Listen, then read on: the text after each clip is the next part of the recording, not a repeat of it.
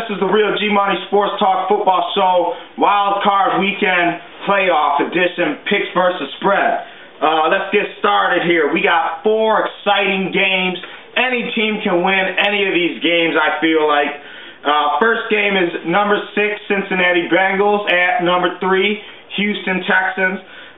In Week 14, the Texans beat Cincinnati 20-19, and the Texans did not have Andre Johnson that week. Andre Johnson will be playing in this game, and couple little tidbits.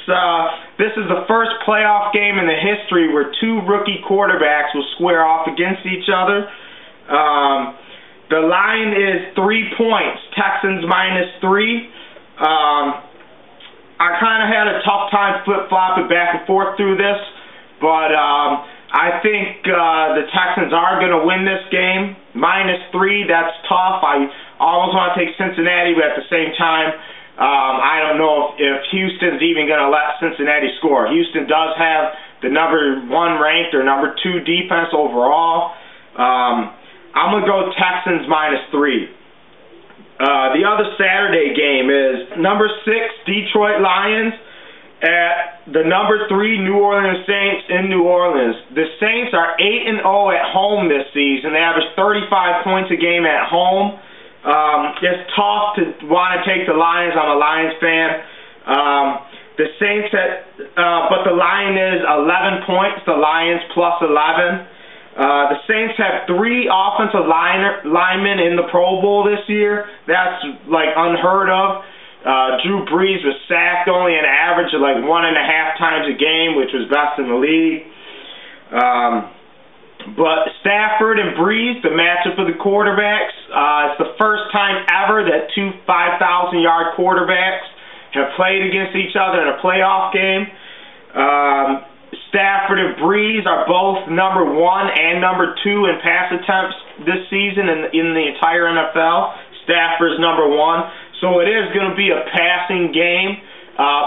Pretty much it's going to be a high-scoring game. I think it's going to be up to the defenses to try to slow the other offense down. I think whichever defense can get a couple of takeaways, that's the team that's going to win the game.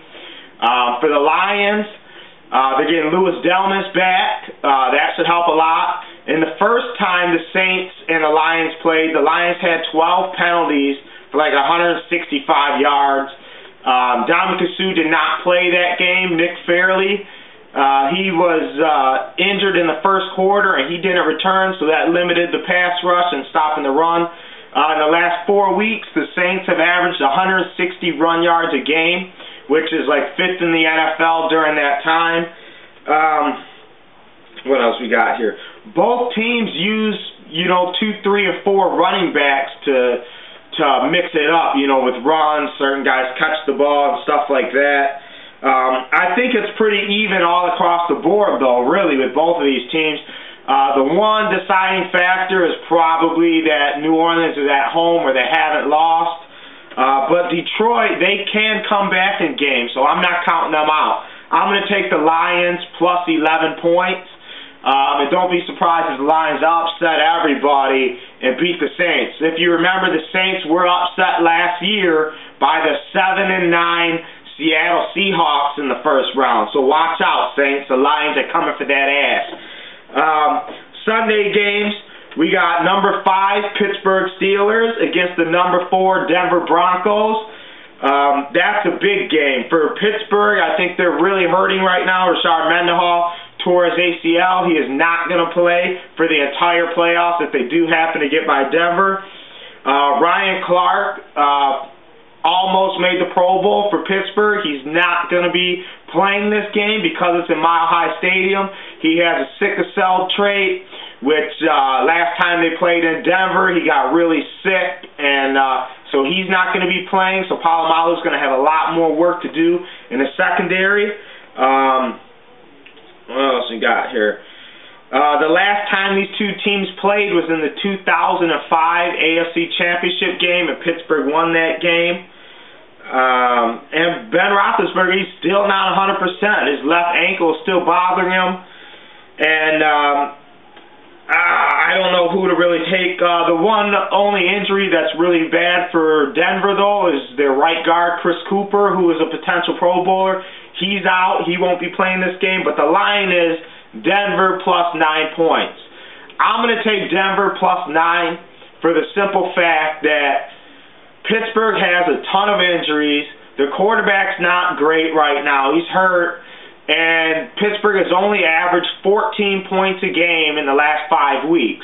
So they're not putting up points. Denver, all they got to do is score 1 touchdown and hold Pittsburgh to 14, and they cover the spread. I think, though, Pittsburgh, they're the #1 pass defense in the league, 8th against the run. Denver is #1 rushing offense in the league, and they're like dead last in passing. But I think something that's going to help Denver be able to get over the hump is they don't want to just stay in the game with the Steelers, because the Steelers usually can win those kind of games. As you know, they have 5 Super Bowl titles or something. I think Denver's big thing is on running downs. When Pittsburgh expects them to run, they need to pass the ball. Yeah, Pittsburgh has the #1 pass defense in the league, but I think Denver, if they trick them on running situations, because they are a running team, if they trick them up a little bit with Ryan Clark, the safety, being gone, they're going to be able to get some plays over the top. So I think that's going to be the key to Denver if they want to win. The final game this weekend, #5 Atlanta Falcons at the New York Football Giants, #4 ranked. Lucky Dogs got into the playoffs. The line is Falcons plus 3. Screwed on a lot of potential Pro Bowlers. Matt Ryan, who had better stats than Eli Manning. Michael Turner, he got screwed out of the Pro Bowl. He had 1,300 yards and 8 touchdowns.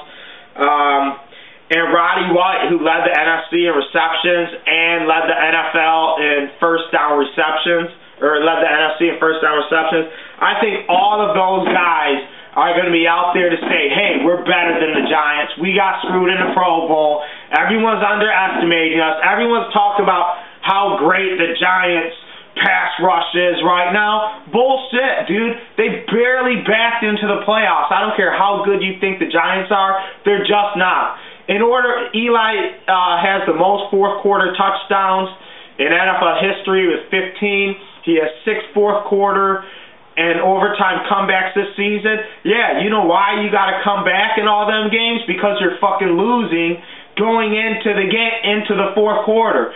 So I look for Atlanta to beat them up early, put up 21 points. See, the Jets, they could have beat the Giants a couple of weeks ago, and what they did was they gave up the 99-yarder to Cruz. They need to stop Cruz. The running game is not that great. If you watch the Giants games, they're always over there yelling on the sidelines at Brandon Jacobs and Ahmad Bradshaw. I think the whole thing is just the Falcons just need to keep it under wraps, stay poised, know how good they are, do what they've done all year, and just put up offensive numbers. And their defense is no slouch either. So I'm taking the Falcons plus 3. My over-under game of the week is Detroit at New Orleans, under 59.5.